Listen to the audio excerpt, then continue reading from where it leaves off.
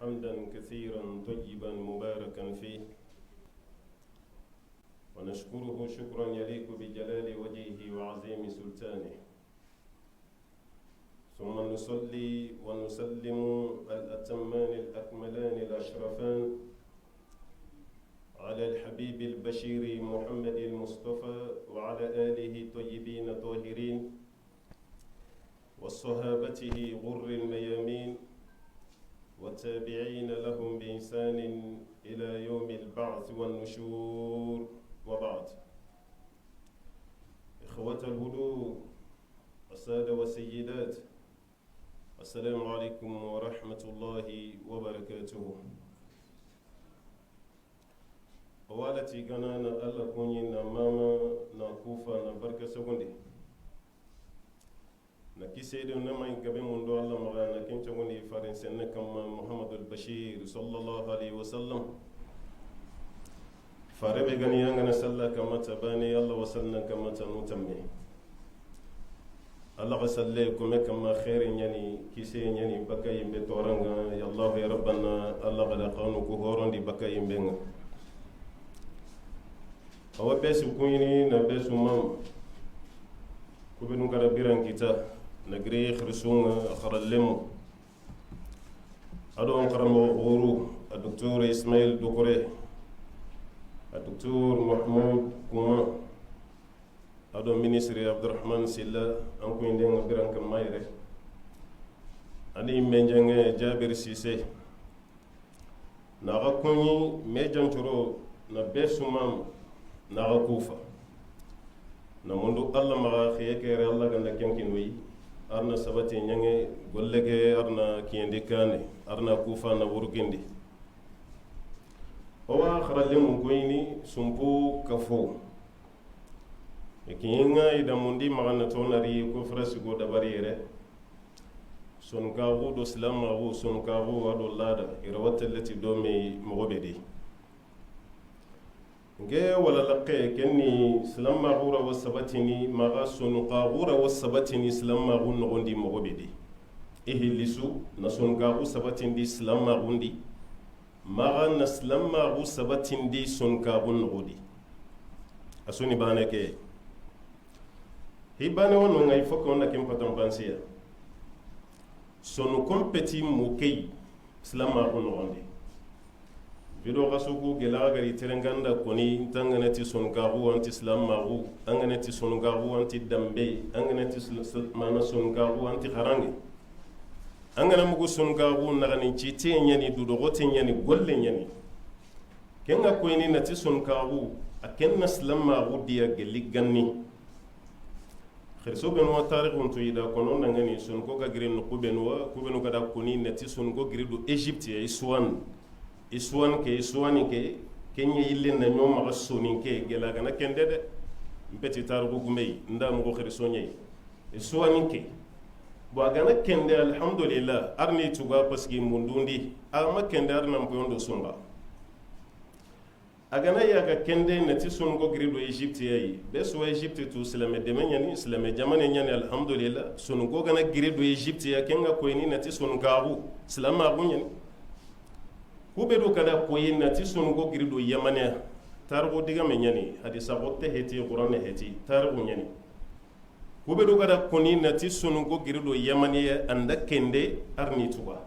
agama kende i khataw arne on konsuma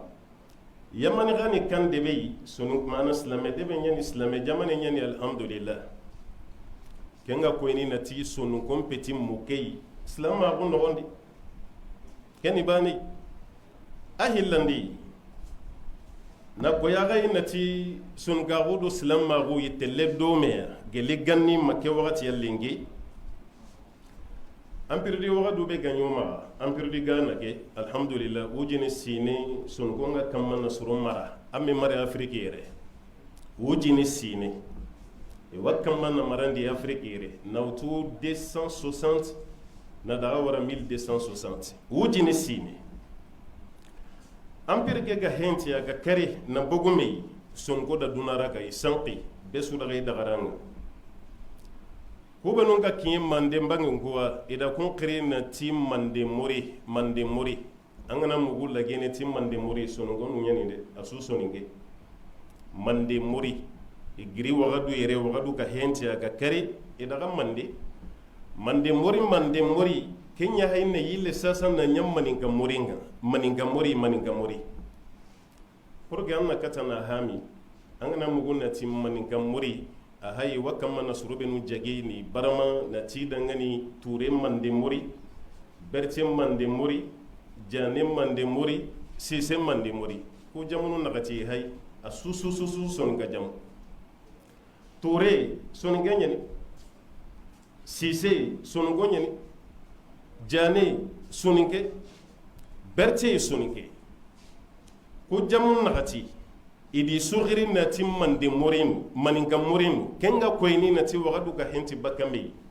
sungo gada dunaraga idu tuwagu do slamma bunya ro mande nogondi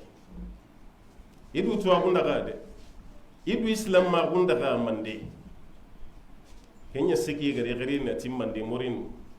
maninga murin a susu sunungo na kona ga dangani ta digame de hunde magana ti sunugum peti mukei kislam ma gono wambe har sana bangandi sal waqtu nugo to kara hay inde muna ko ni bamaran da do maninganu nti sal waqtu nugo to susun ga ganne bamaran kanne heti man ga ganne heti sal waqtu nugo kara hay la hajiri kam ko ni na rabe ganne nyai misali hana la gasara huturo soho asusoni ke asususu la hajiro na ken kina rabu nunga sali hana parce que fare ka sege kamundi aga yangati sal waqtu nugo karageya ada jonganti salahanan challen yayi salatu zuhur fare da joppati kenya sallallahu alaihi wasallam bo fare gara sal waqti hana be salli ida kenya togoran ti sali hana sali fana ha koy sali waqti hana sali hana be ka salli fare ma kenya ni sali hana hari jamu fofana ko ben gari dunya ka goro na ni son gonya ni donc fofana jamu go kara hay fofana wureni ti ho hana wala fofana ho hana nyani isamea wala ho hana no bo sal waqti hana kenya ni sali fana sun nga ganne la gasara sun nga ganne bamaro na qilati lanzara kem pala sun ganne mani la gasara nyai hutoro sun ngei bamaro ngalle fitri sogo har bamaro ganne nga sogo bane ke ami safo sogo suni bane ke koy sagu waqti angane sakka waqti be annan qawana gollu be dabari kenya ni sugu hunga suna gana nyani bamara hetiyo bo kenna mani koy noy ana koy noy na tijaga hari dina kemmalin na sunu ga hunga diga me ko ni mo kontana di sunu ga hummalin na dina nyai parce que hari sal waqti no koy to ni sunu ga hanu nyai hari bati bamaran kanne no gondi allah bati ho gabe ngano wasuni sunu ganu nyai bamaran kanne heti suruben wa tarikhuntu aru diga megrila asuni sunu ganu nyai kenna ko ni nati sunu kompeti mukei silama ko no gondi ke no kuna tere matu 2017 ndo kebe ga tere do mi ajme waire nyiga 5 ya risasa di du présente on ko do arabita daga nara nci mendi entre 2016 et 2017 on daga nara arabita ti duat on ga daga nara wayanka gumbu son ka debe yugwani ti gumbu awan nara circlindi peut-être nara nya région masasa awan nara no kay on ga daga salli misirandi la gasara salli nga nyeme on ko bogu on sigi misire ke kuru no gondi misirun hillana kuru bane no gondi misire khase ado misire kurumba bo mukunu nga sikkin na misire khase ke na hay parce que khaso quoi sasa misire heti awan nara awa gumbu non to sikkin na misire ke hayal mami bogu ati a mukunu awa ko ya kabo ko misire ke inti yabo misire ke awa ko ya dalla da won kitako ati garu gana hay ngoro misire nogondi kane halle nogo kamu onda suhay onga bugonti vraiment almami misire ke raso almami to nangani nati agari ke sine be ken gemen ko misire sino kabo mana kame kabo dinye kamo kabi sine misire ke o maga gumbu yere kamo kabi sine kena ko ni nati on kismano ko onu ko be donga da empire ke ta wundi vraiment ini alla batwa ko alla batanu nyi ini golle kenya nati islam mabu mana hari la daga nay ma me sharia ke da ho gabe nyange wujini sine mara ngi mara ma bonno kem mara ni taagunu hoyo wakamma kem pogani ho qote kenga ko ini nata alhamdulillahi rabbil alamin agana sunga buga defon kita kenya ke wakati agana sunga buga belese kenon ku branta gunya e kem palon gannu sir goro ko heti igunda dine ke ida wure wutu ida wuru gundi la da kega alhamdulillah kenni na hakruko ni wunyita ona sage kata wara laqenga slamagu adu sungagu madine adu sungagu ngem maga pour que slamagu nan cabati na wurgi sun gondo menga aranta tele hidanta no halle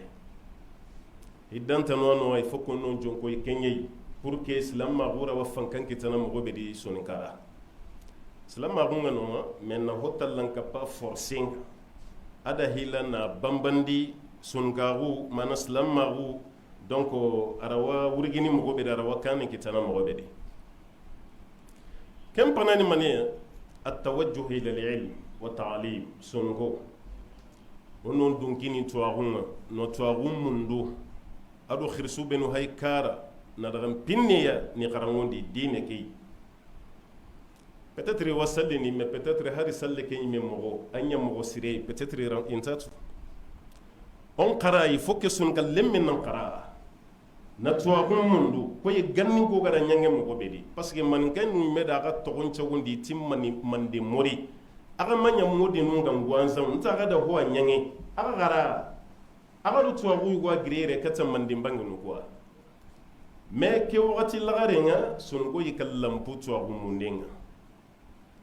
il faut qu'on a sagé don palle gari na tuwagu mundu parce que ho horanta sabati ni tuwagu palle ona ma menene de ho hon tasabati ni tuwagu ngamma الله يمتي قرآن نغني هل يستوي الذين يعلمون والذين لا يعلمون اسكي سربغا غرادو كبغا مغرا خرنانا دو يمم بيني يروانيورو يروانيانا بانيو an keda ho qara andan dukkini tuwagun ke hayta unu hara to goncha mo antat esiga ga gollu qur'an yana bane agaran ta bane hadisa yugonu nga tuwanu ida hadisa ke ida asembendi karanga parce que maggemu akamanati hadisa ke kendinte ni siri sir gabe da ko ina ta makende me keni sanadu nyai kempale hadisa ken nogo ora wa golle nyanate farati sallallahu alaihi wasallam man arada ad-dunya fa alayhi bil ilm wa man arada al-akhirata fa alayhi bil ilm wa man aradahuma jami'an fa alayhi bil ilm ati serebe gana lahi dunai anna duna mundunu tanan qara serebe gana lahi kiyamai khara angana mulla ni hilli sukka huma mai aran tattele qarangen palle fo kanna qara farida kundu sallallahu alaihi wasallam kenda ko ni hari duna mundana allah ta duna kitana imam bina gun kamma fo kan qaranga mane ken force nyai sabo ta serebe gadi dukini kiyamai angela mulla na sigra sire kita kiyama na ro arjanna no gondi khara parce que allah batiran tanya na nyina man binna bu kamma agara ngamene arabinu to na goro yugo da koy atel ummatu allati lam taqra satamutu qabla awaniha ati sire benu ga madunge to agum nono e wakkallan ni kra waqatu makki anga makara am fatiwo ala anga makara ngin hurenyai am fatiya parce que taqin tamma duna no wandere iza lam taqra wa lam takun fahiman fa mautuka khairun min hayatik amma qara amma ya famun da nai annan fati kenan pasunta annan bire slamma guran tawrugi ni sunin gara bada umma qara onna tuwa gunya munduno keni force nyai on to na goro ko gara togon kitati hibe kharangi nyani kempal galsi mayi magaw kara demba wage kara hay barawuli est-ce que huwa nyama khalsi gume manyu ma da to kita on do duna gillen alhamdulillah bes so seneti demba wage to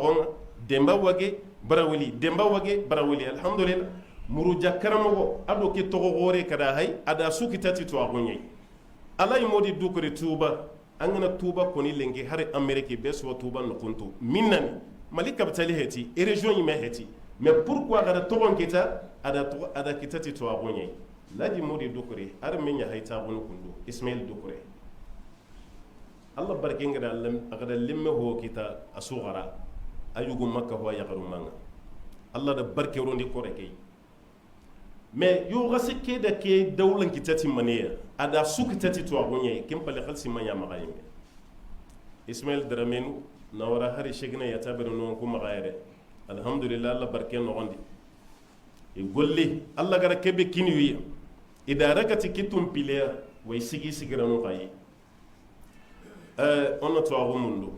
pour que dina kera wasabati non kunga fi man takati soni kara aran takane kitana bada to agunga to maga ona maga menena de sagota kum misuru be hayo maga kara kum misuru angana da soni kara lengi alhamdulillah nga nyagaleni misiri suru ida kunya sigindi no ngani taga anga misiri go ngalla soni ko do mena lengi anga yala na bamako na auto yimme nga makata me yimme mate antano nga de manga tambini na nyi sonu ko do ko misru nu menu anti ngalla hari bamako ere parce que misri be ga siga valeri kamo hilli milio kenga kitini burusundi kamero tankara ke milio miside ha halanko ni kunye ko le diaspora oni kunye golli ko ida hoggabe dabari jamane kedi sagota kayire joke idi naganin citi siri parce que angana ho ngari magano nga sugri halle anya misiri nga halle anya sare kanga halle anya forage nga halle har madrasa komponu ni sigindi hallan ko nyani o mati on kuma ho dabari mi khalsi ke fanka gillido halle woni kunyi im ministre qasenya hayke Abdurrahman Silla de malien de l'extérieur akeny me watu hallan ko do duro goto be wa hallan ko nga watu jinatin gey ida hokka be nyange jamane ken no bo misiri ga sigi keta nasirin mundu na kengaram misirin nogondi kubinu wasallim misirin nogondi ni waju ha ni tuindi hari Allah bace ke osire anya mogonga kenya makiti on kare sunga no ngai diso kono dabare almaminu magallimunu be ga gara ifo ka ganan chage kata burusun kudi na digi waju kama ka kapeke to ba magoyere parce que besu haydi peneme kama ba magoyere anna hanna logade ifo ke mbogo anda burusun kudi serebe gana gara kenta kene burusu nga suta wono yere agara jamia nun dabare université nu alhamdulillah valeur be wa université nga ke kayiti heti de agana maga menne de ngeni licence gume ni master gume doctorat ngi maga kayiti duru nyani golle nganta no gonde agana kayitu nu ko wala tri wali no nyadi na da burusu nu ko di kempalle ba mako yere alhamdulillah misiri nga bangen chudi to agun nga bangen chudi madrasa kompo nga yere université nu nga yere suro petit mambinu yiddi nu no gonde manga da burusu ni lingi hari salle ke yimen nyam mo sire wallahi intat kada kata ga habanwa kada kata ga manwa burusu nu no gonde agani to indi anga da misiri yugoyi almami mani sallen qilli ay men nare na salli sirbani tagilli kandi nare ka wal mamiya asuna kompenya kenci ne ngu daga dawa nyamani nga debe yugoyi kumpeti sonige mani ngano nyani ndaga nonga salli gilana huturo nyani ngu gemu huturo nyai debe gei salli gilana gri yo gase yugwana da sallin kare misire no gondi misire gore heti misire lemme yugwani aga dugu tasallin qillinga asage ga dia bogo adaga sigi gallaqin chuwa ka gumme su kamma wa kamma na besu tuti to kaita karide sallin qiri kulubari katinto sallin qiri tarawore katinto sallin qiri agare ngera tirindi ntayo usaza nyaga mo angera sallin qiri kem palle ambogo ga anda besu tuti to ti karamo kenya non ko magayre de ngu debe do debe gore nta mogoy ongu magayra ngana sallen qiri anga masage na da ka gumi sutu ti tonga ti sir suntarni itinanda misiri nya giri amon ko gari andam misiri nya giri amon ko to ko bo de bebe slama woni ken nevoy kun kam manem pa junga to anu ngade kada burusunu gudi de wallahi kabako na burusunu gudi intatu sallim mo goyranta summi mo goyranta hari jakka nga bakkam mo bede na burukudi inta mo intatu kadagi sagata agada golle gore dabari harina khempe agado ke kapoy agado ke kafoy alhamdulillah agada ho gorenya me kafobe gana tabu golle nganta no gondi kafoy hetide ka giri burusunu godi harandanya vakasun ye kada khasu bana nya kana kenya mununu ninga burusunu godi na digi ziyara na digi garangundi ya gana bugu sanqidi na bugu bitedi kenga koyni nati dina keranta sabatu non gummaga ongo mun jon koyi kharangi nyei na kharangi ututun kitum pilliya aranta marshina wala na silama gudde ma burusun kudi il faut qu'on non killen to madrasa ko mpo ko adi parce que kharangi men taka non ganni may sinya nyoma onati kharangi men ma sukara ngoreti système kuruma nunga na nya madrasa alhamdulillah ma bonondi dia suni to awunye mais kenyi madrasa ni me niveau iman taka madrasa ko asasan ko ma burusun kudi niveau ndano des fois lugano il faut que son ko ni killon to wakenga quoi la garunga kenya na fitna gore yeso ni kara quoi ngana ti fitna ntalo gajangenga keni mania madrasa kharalle mu be ham wa burusun kudi i kharam go ni no koyi kononi son galle mu hetiw son go be no wayri gati gri ayo jamane mpalle daga jamiya nya halle indari intada burusun diw asu tokko be mo goyre intada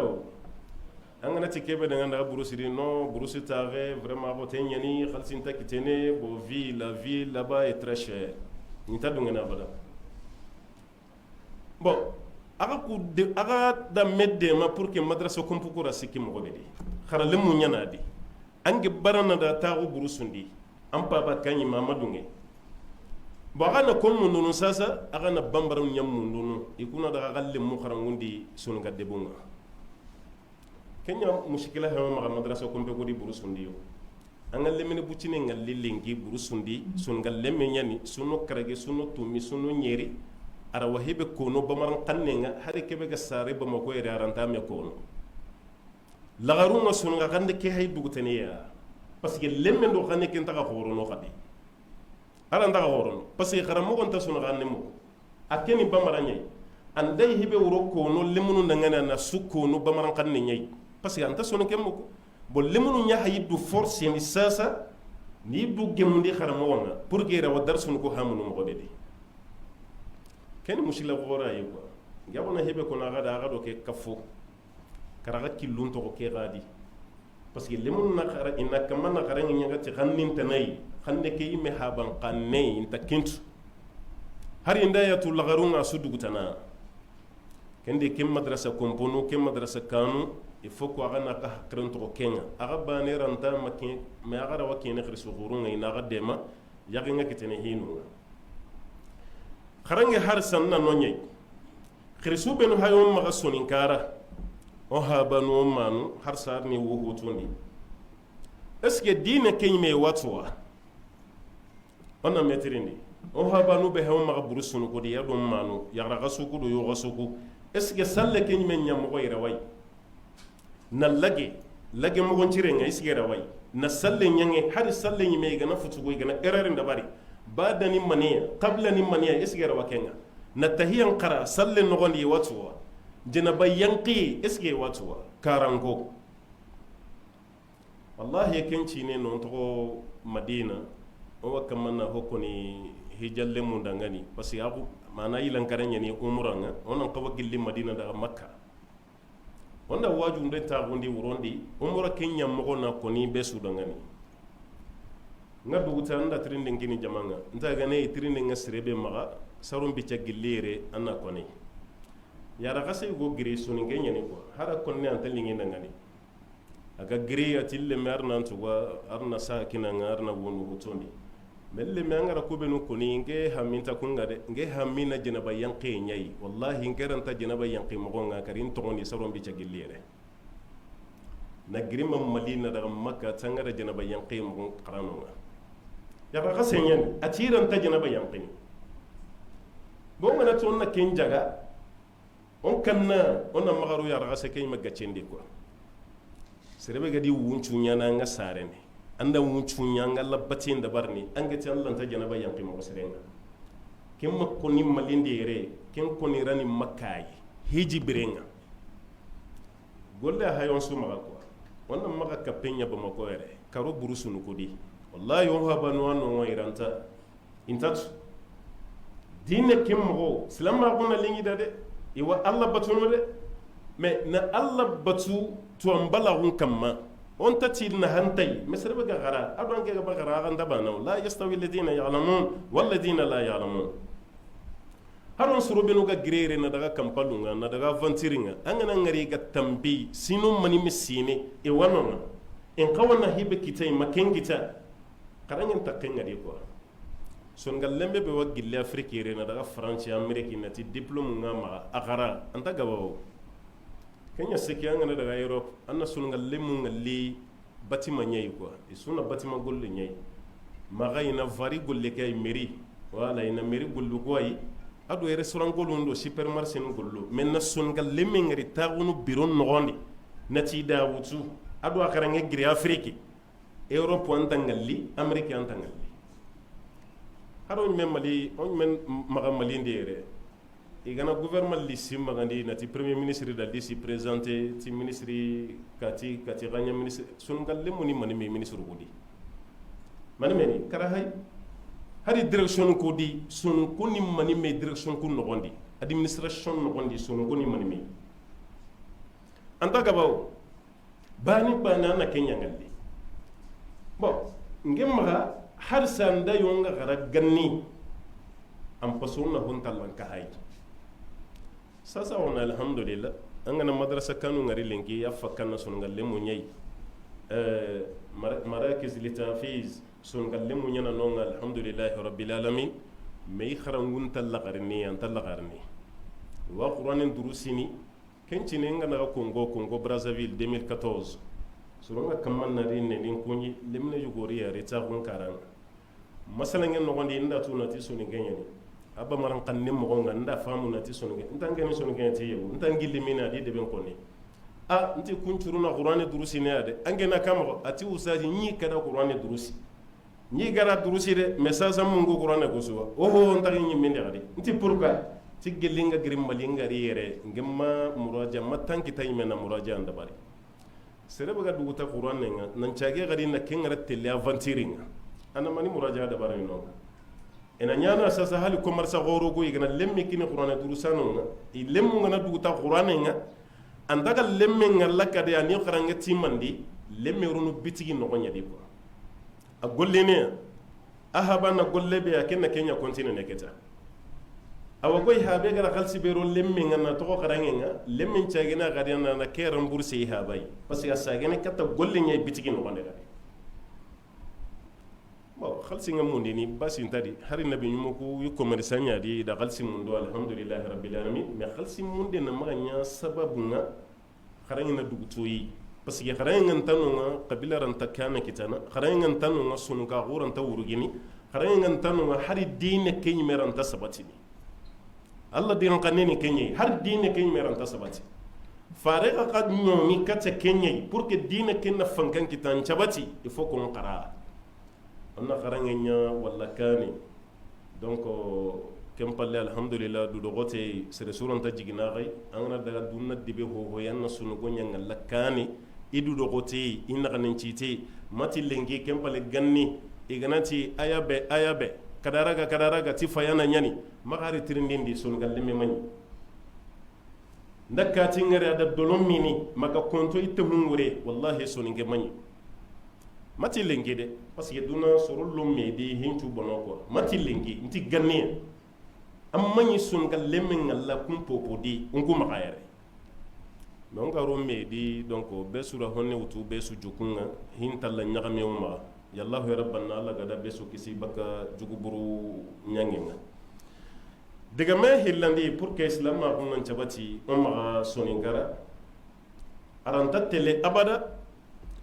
ngo mon jonko yi ato tawhidu nyai Allah bana de maru l'unicité de Dieu na Allah nyabani wala na hinchu kini Allah on na tina Allah nyabani ke ngure heti annan tagu nan kite poina kurungu kamana tanta golle kempeti tawhidu ni hinchu subazi manyai angana mo gon celle nyana tawhidu nyakamma an sumwa nyana tawhidu nyakamma tawhidu nganta mo ho hontano anna hinchu kini Allah kama gaddu tambindi nati modi kati wadore doma gume kati wadore jina gume kati wadore angay mem modi na nyi may urongana khaso harandanya sikku hile allage annan dukini allah allah turwanga ayagenga aturwanga ngana hoho koni allah wasunuko angana hoho nyange allah yagenga tawhidu ngam mulla nam bono nguma gasoni gara wala lempi ganaranga akini allah lemme kamana allah lemme ta ko mema khalsin pinga naranga war jage amundo allah mema allah honi khalsinga awakini yemme be gara allah yemme saka wala donc khalsim mundu akamane maga akamane koy keni allah yemay angana mulla nam voyage na daga hari halle kabar mane anga min diga may me joppa halangiro kaytindi ay warno ngi muri sahaba hara ngana mulla na daga halle kampalunga visa munde ngado atoko passeport ndo hono ko asukine allah maka dina ke bonondi ti hilla kapu wakati su hoyu gwana maga wakati su anke kama na dusu na donya kundu tawhidu nga bonna maga amma duna kita amma kiyama kita maga dunga kenga ko angana dunga kenga ta tawhidu mbona maga tawhidu ga gana bono sigaram tam maga allah pi bono duna bono aywa kiyama ga bono maga allahumma rabbi allah ganda unsu kisi bakan wakati di magonga ona daga sikandi pour que na dina ke na sabati ndo maga sonin kara anta tele gemme palle al gemme at-tasamuh wal musalaha fima baynana faut que sonu gonna ngemwa na nyabane koy gannu ko kada nyange mo bebe ha mekke hatte ke bore kenta sonin kara kindi ni kamundi abada gemme line akeni force nyai sere sunta bakka halle nati warni sun kun taaguni na ce hondo mena on durunya hay taagunu tabali bannin kamma nan ce he pour que sun go inyi kane har sayra wasabati ne kane ke tam gobedi parce que arabu nunda koni digan kannenga ko laysa al-gharad al-wusul ila al-qimma walakin al-gharad al-thabat natince ga gidan kamma kempeti la munenga ance ga halle maka yanka gadi to kam mundi yanke na maga yanka wala kenya ne qaradu sunu konni kam munyadi wakati su harum maga malinde yere besu ni misali ututi sunu gonyai kati do kati mari ma gulli ngeni koy sunu go galleme kati di kati de ma koy sunu go ngamme de mana mo gobedi kenya nyo maga wo sere gabe da haranje kitati ke de mando ayo kemba ne ani angreere anda haranci wadan de man pour que anda warono haranci mo gobe amma re meyugo agana ko woni nga gide aga golli tambobe wa gide ngada kentu go hala kem palle adi jongoy golle hillandi be kenyani ako woni be ngano ko woni be wa batta na kellondi haranci kam mu masu wa menyini haranci asukitene medde mandunye donc kenna mayno koy noyi sun goda kamu kitati medde mande gemme na hinkini mey na hin togo me khallen kamma il faut qu'on na togo ken côté bana kamma pour que sun ka gura wa urugin ni mo bedi kem palle gemam balagu anta ho na hanasri on gemme ken force ni on na mulanna kamun kita on ta runo na gemme gorondi gemme kayite na loli on do mena on na kenya dabarni angana ngare on mare mu mana on kriso goro ku mare nyagu anya ganta mare yagu ko afanga nga kamana lo ke wakati ya besu kanun tenyen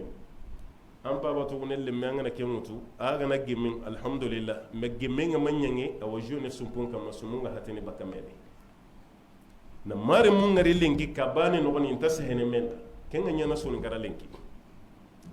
amme an ka palle ma khairi kembe tan khairiya antara khairi nyemulla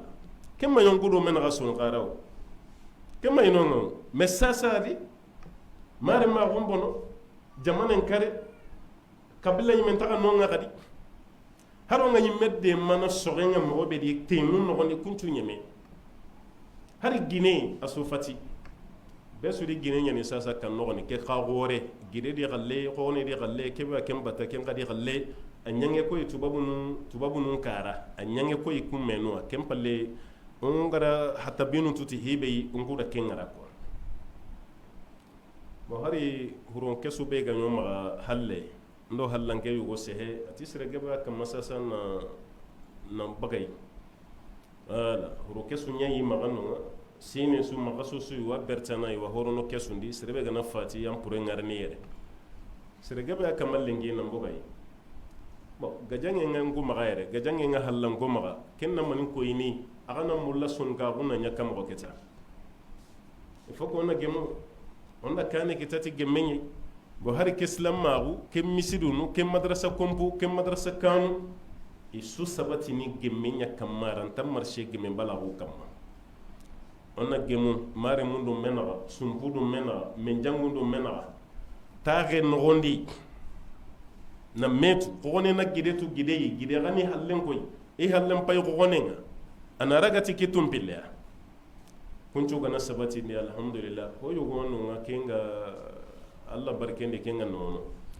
me kenga manyangi ho yugo nga lengi anya koy epidemie yagu bakke parce que me balagu ariti yagu bakke gaay kenga be gabanyo no ma sasa ko yagu na ro lengi koy ma koy li khasu ma khasu hili sine yagu be gana dalla lengi ken sine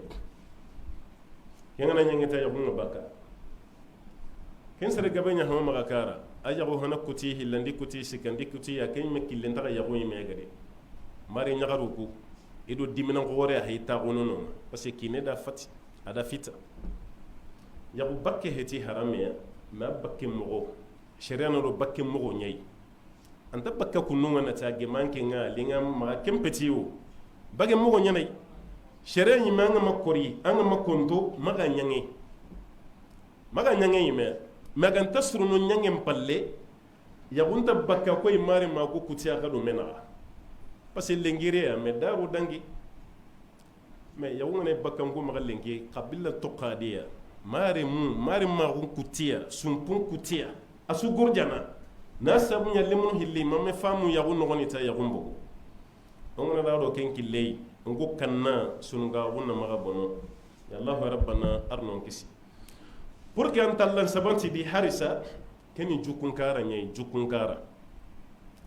ase lemunu be hay aga meno hay burusundi me allah daga kisi awula to agun kita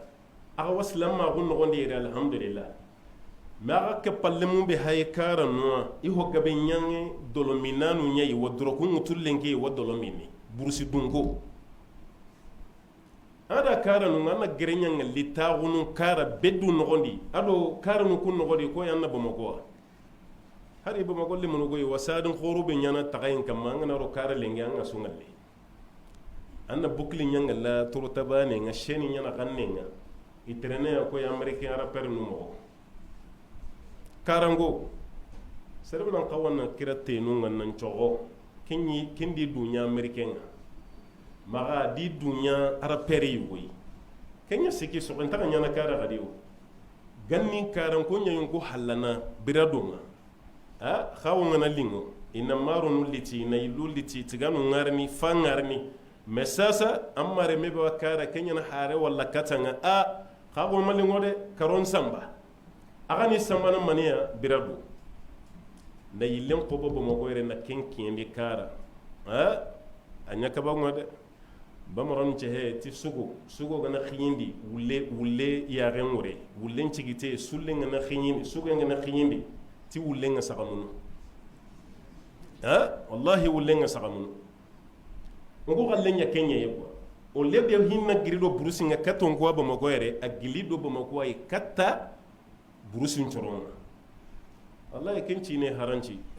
2018 ngada haranci ndaka kunyindi no koyugo nda maro nyanyi imagano nga maro ngano nga tengano nga ndike maro suka tina maro gobono haranci asasa na mana akiendi burusunga maro gilido haranci na da karano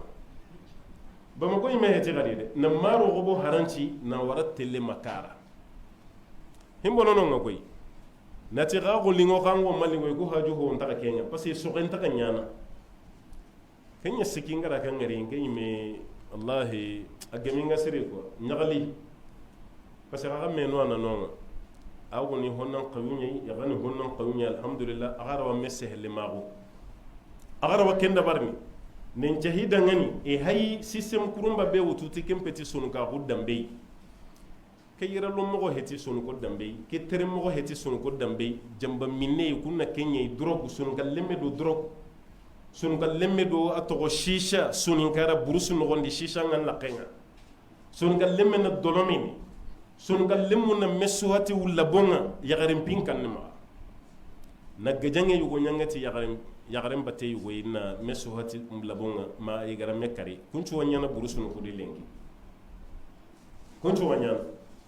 bo porque dina kena sabati dina ranta tele jokum palle onna jukku ke asruneni hala jukku ngana suru wagati be alhamdulillah non jonko yi dina nga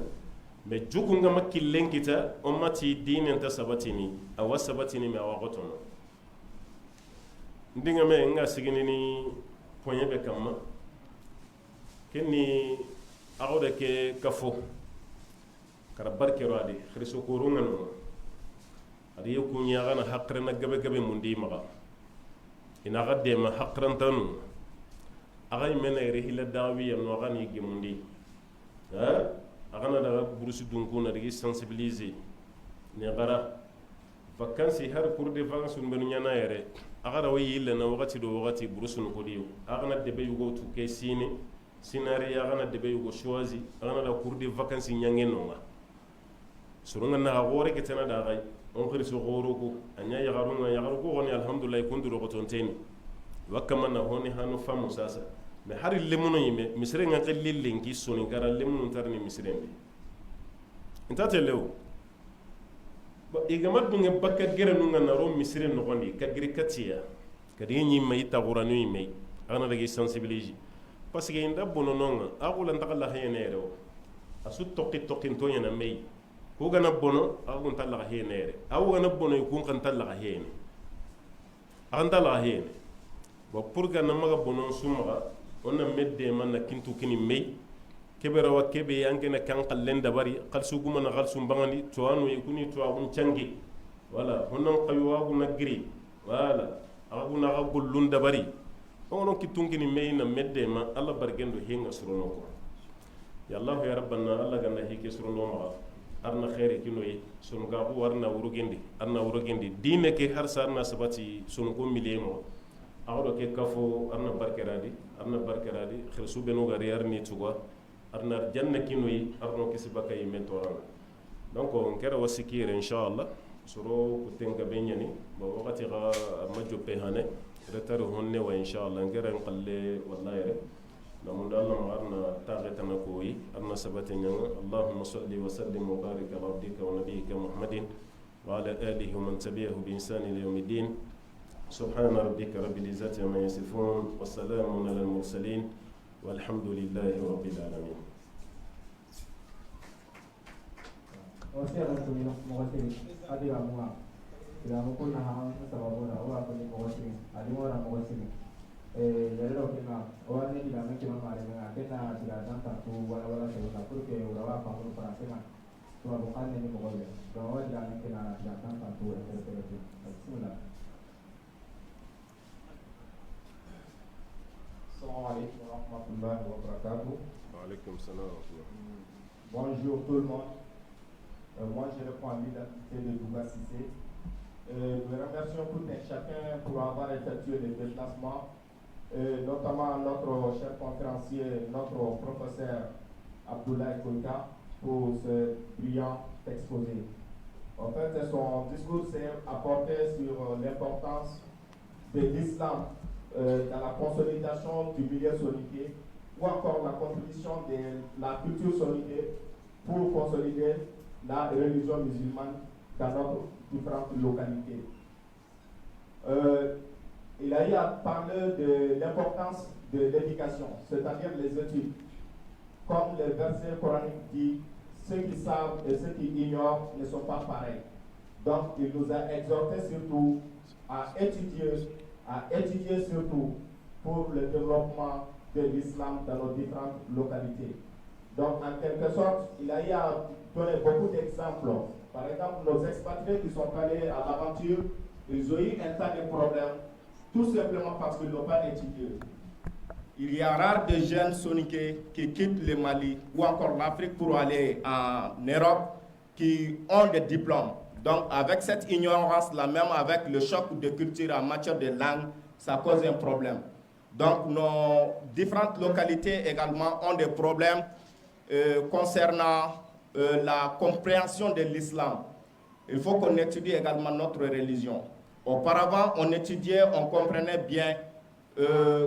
la religion là. Mais de nos jours, on est en train de délaisser cette éducation islamique. En quelque sorte, sur ce, je m'arrête là pour ne pas trop abuser du temps. Merci pour la bonne compréhension. Voilà, merci beaucoup. Wan ko nyimo siri ali ngora mo siri sikari serebe dunga ta soni kan kanne mugo ukunda ho gabe famari parce que serebe gabe kawan son kunna lungura sonu ka kunna lungura me ta soni kan kanne mugo do waran taytino wata ko nere nangiri na to kuma hari honne sagara sagara do wa akunyin mo siri kendangi halle warni diga men kini jamanga kirni ne ga hibe maka ube hibe ga kati hokapa seben diga menga nan kati diga meke sabati nini warni diga men kini serma beswa banam bani me oranta yakini beswa ona meritu no karagiya nyana do ngana serbe kita ken no gondi ken nan war jabenga wakati in sababuda do warna jopa aha do serbe kana sena ngan to aran jamu koni aranga bakano kube do wa jopa na shekha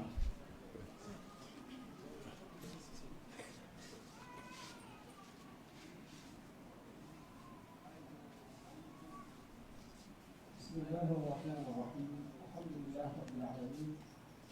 صلى الله وسلم وبارك على محمد وآله وصحبه أجمعين آخري ورقة سكوني من دعا علينا نجوم القرآن ولي ودعا علينا الله نجا الله نجا قوسي امين امين إننا نتالي ناغي خمو سفي يجيب كما يجيب جيب نوك يجيب كابتن آخري خلي قروك في إسلام أخو خلي قرون كفي كفر الإسراف خلي قرون أميرا ذات سلطان إسراف خلي قرون تبتنين حال مرماه خلي قرون يباني تبدينا باناه الله ركينا خو تيران فتحولاه أسوك بك الله كتي تكفمان داه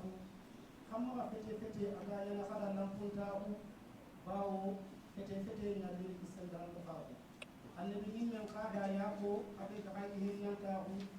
ikapalle monda kudel sukede tiya ramu hapo iben da be baka ayu palle a fogele wori de so garanta aw hakama dikille ni palle to kanu kille siti tinta maremu kali hono kitu kille tibana ko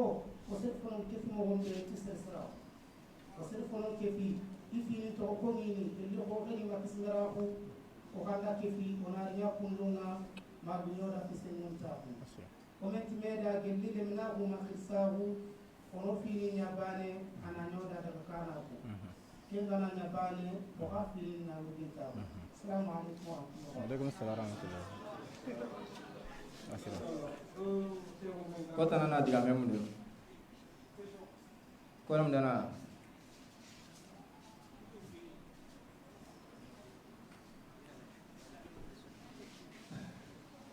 بسم الله الرحمن الرحيم الحمد لله رب العالمين والصلاة والسلام على رسول الله محمد بن عبد الله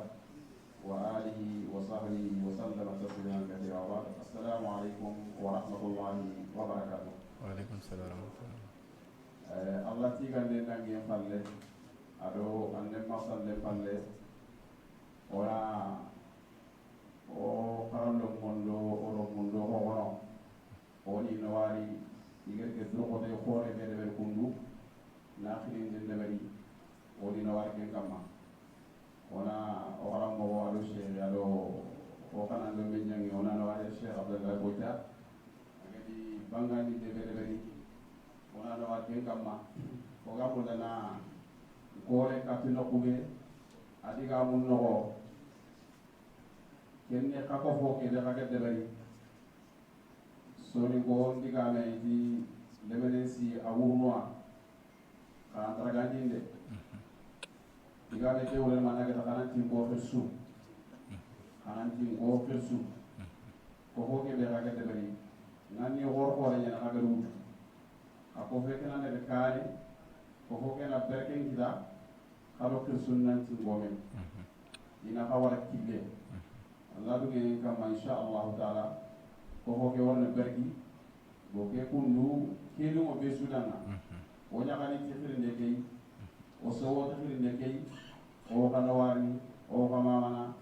Allah ganna berki ro soninga o Allah ganna berki silama o amin rabbi assalamu alaikum wa rahmatullahi wa barakatuh. Wa alaikum salam wa rahmatullahi wa barakatuh. Ali ngora sheikh ko tana diga memundu. Assalamu alaikum wa rahmatullahi wa barakatuh. Wa qarabu wa kulli na mama wa kulli tena na serikali na diga mungu wa kimani nandata kwa ni tume kwa kati na swali ngaoni sawati ai woni juku karana akhir gaskiya wa murama agana kati hali inga wandi kinno ko karana iskara ko ina ti so gawje ne sawati ni ko qara wala araba rakati na kara na gawje na sakino kun ga mo wandi ai juku karana ko wa gandi allemu Allah ta'ala gara honna tarawnya kumbelo daga diga fotu angaba yo gabe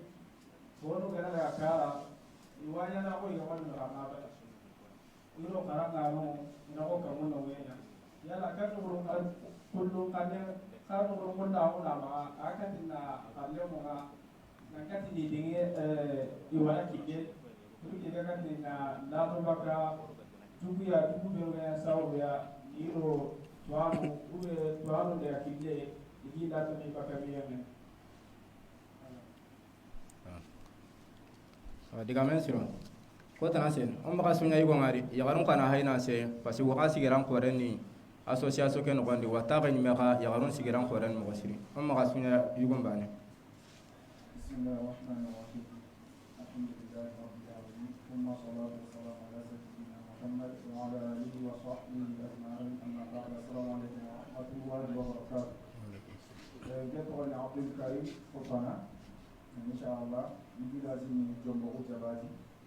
إذا جينا معنا كفوك كوني موسي إذا كقول لي من كلام موسي دون سوفن با كنا نفعل ما شيخ كوني شيخ عبد الله كونتا كنا نكمل خنا أبو خورنا وما كوني موسي كوني لسوفن با لين جارا كفودو جيبو خسارة كورا ونعمل موسي فسنو خسارة فابا شيخ نادينا dengan موسي خا أنت سولي كبو anta bambara muku cheikh ni ko kasi anta anta bambara muku ba cheikh ka wadi ne fo de sunu bambara khanne nya ngati kile ndige nya kali tenga tele kan mo si inshallah ni ko kasi ngana cheikh da ke fata terika kundu wana kali nya kali su khata kundu inshallah wa cheikh ko ni assalamu alaikum wa rahmatullahi wa barakatuh wa alaikum salam wa rahmatullahi wa barakatuh diga men siro wa alaikum salam wa rahmatullahi cheikh abdullah voilà comme on dit beaucoup de gens dans le monde à Kara mani diga mena mbakati Kara koma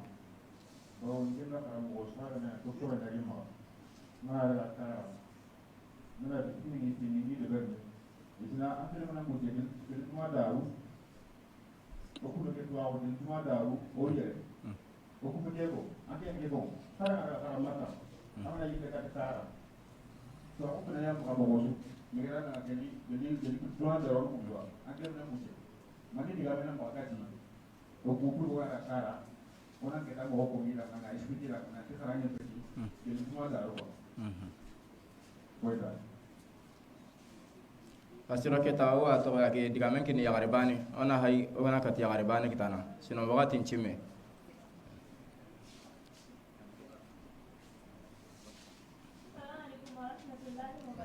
wa alaikum salam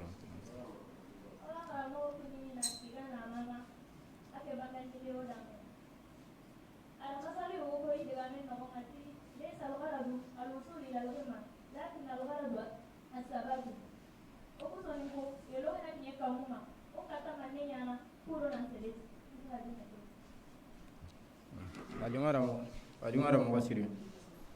owa to kondo erenkin wakati kin kene owa akene sheikh nga awa itrene no benu ganya anu chimani wana kina kya kinga na buna.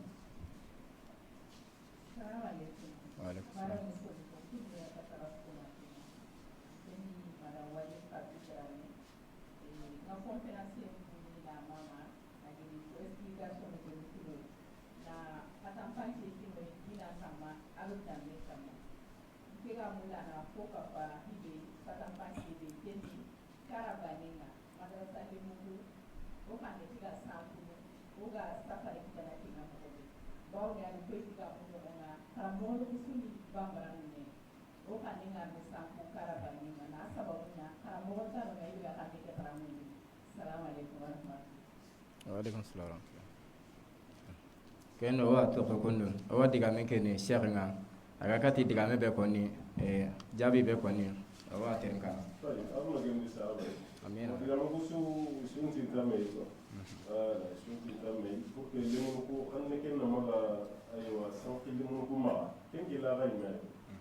ke ka fo ngati ga men ko ni nek nya ko ni ko ndi ñomi gata no ñey fokki aga na bursi ko ronda ko programme ndi asuna maganya ko ko yele parce que karamo ko makite kema dars ngini lemunu nga force nyani sere ko na to man karamo ko nyamu no kata lemunu ko ka to ko na ti karamo wonti ma aw so ngal lemmi min ta ko ngere ketan na ri burusu ba ani ngan tan na mi baba ngani an tara burusu bi wajibi nyani ina sere tanamu no keta kata burusu nga ken sahare na ga imama aga do ke kafo ken sahare na ga imama ka tawa na programme ku be nunga duguta jami'a nga université nga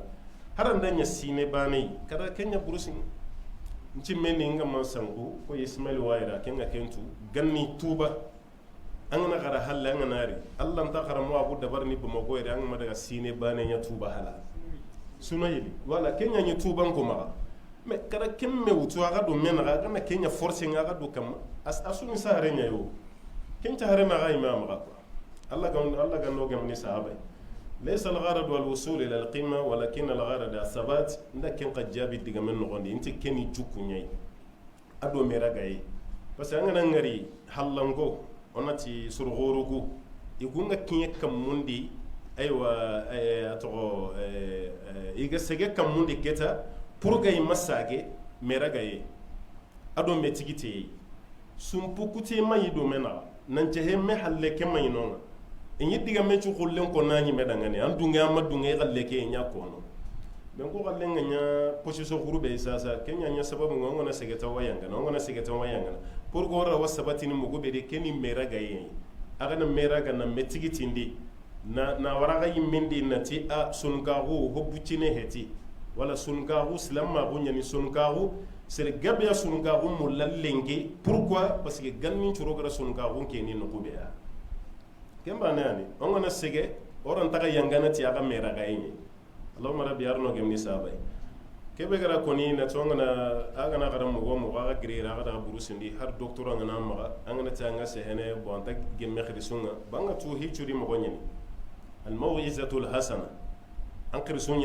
an papa nuan ma daga sigi kama dretinga ikun juku yisumme na tanga ken kono kembe ta mo gongo khrisin me angana ro khrisin kama da kate mi kande halanna doro aga na tele hananya hadandanya sukora jongoy kada kenkini goro jongo kada kenkini angana da kunyanga da hokkini na doroti kenga kem pallanga na tanga wajundi ni ataguno anta hokono manga greba mo gwa mada haran ki toro khrisin kitindi nari mi koronga na tanga hosene haran kallenga na etunga nan katana ko wala dina ke bangi hetide annan qawana duray be kinyai kenga makkinyi katta iketa wa butanure kara kenga ho haraga ne tele sensibilisation shokuni kara hogga be rondi mabli no gonda ka se ko faqa aga faq mana ka fanka nyini ta ana kenya utuno katta burusun kodi ara wanyana sukranga ara wanyana sappe ara wanyana maro ara wanyana hoy karo khirsun do mekkam debe gumu almaminu khirsu ghuru kadi suduro agada sine bane nyakenga sino hilli misire no wajunde heti haraga na taga wajunde ndabarni biran no gondi honta bakay angana serendro tanga kitana wala medrendo su heti kuinenga mpa bangu jom mpa bangira jom keni doronde yugo me kembete de sasa khirsu wa galsi mulade ala i wa galsi mulade i galsi mpi fankan no khorade angana da kata khirsu ngana dorolo horo kitinna na kello jibanga aken me wa changer na nyanke dangani defenseur nga alla gana dum bon ke gara kebe koni nati burusin bono jukuntano nga bo ko bono gillere na burusundi ga jukunga bono ko yi burusundungo bo kenna ga imai mareme aga iman ta ko ne kenne ke tan nan ce heme dangani parce que Allah kan ne ngana bugo honno gonde bonno ko o ga ga na ta ko ne Allah kan ne nya kamma ko na tin ko ni 29 ay wa generation suru nyai bo ira lo mo nga bonno teren mo nga bonno diga mem mo suwa nyagamina no kempetiyo an tun ka woke an miri ni kenyi kem palle ga da an dine nyadi an islam ma bu nyadi islam ma guran ta kanen kitana nan ke to gando ke jukuburo kammo keran ta marchino aga imana kem ko no aga do mena il faut que on na juku ke on na changer lemun on na daga hari kara no na maga tawo geremi seronga na ngari geremi keni dawa nyai an na sensibilisation nyai gerenga mais kem pale kunga tawo ni gerenga wa kamana mizibu mutrenga wa kamana aywa mana ta dinga mun ko ni tada salle no kunga ho an ke ga dungen na tanka palmunya ni amen nyangunya ni amme munya ni anta widu mena e kunga hasunan kenga parce que kuma gara ange ga jukum bono jina tay kuma ken tasrono aga na juku ke agimuni ni halakwa ken yanin kay megra darsu ke nda wutu point par point na wututi aywa islam ma gunga halatu aguna li ala batenga ken palle juku parce que su jongi to na meya anga na garam mo juku ngantanga surunta giyantu nan karangen wala surunta giyantu nan karangen boy fokka na juku ke wala kane islam ma gu halle alla gana dungi bo kengi la gaye jabir sise gara kebe koni aga kori katan no kobe kara kenka ho aga duma khrisunga yere sunga ho ida joppa ga kane wala on haba no ani on kisma no ani on to anu goro ani kebe gara harancha gara alhamdulillah katindia monsieur le ministre ngare abdourahmani silla journaliste ngare dawda tigete aga watin tuni alhamdulillah ida ho garawo asu yete arabe garange kayo on kuna do culture gay anda gara arabe ngakete anda gara harancengo anda gara hari sunu ga ganne ngaw dina kenna urugindi juku kenna sabatindi khambi heti ko angana gara ganne ho hoyi aga ni lemu nga honna kayu alhamdulillah ho ranta ga kontono lenki harangenge harancema a arabe ma aga agarati ngonya yeketaw nguna du to ho kendintenye juku ke ho sabatinte dina na urugi sunikara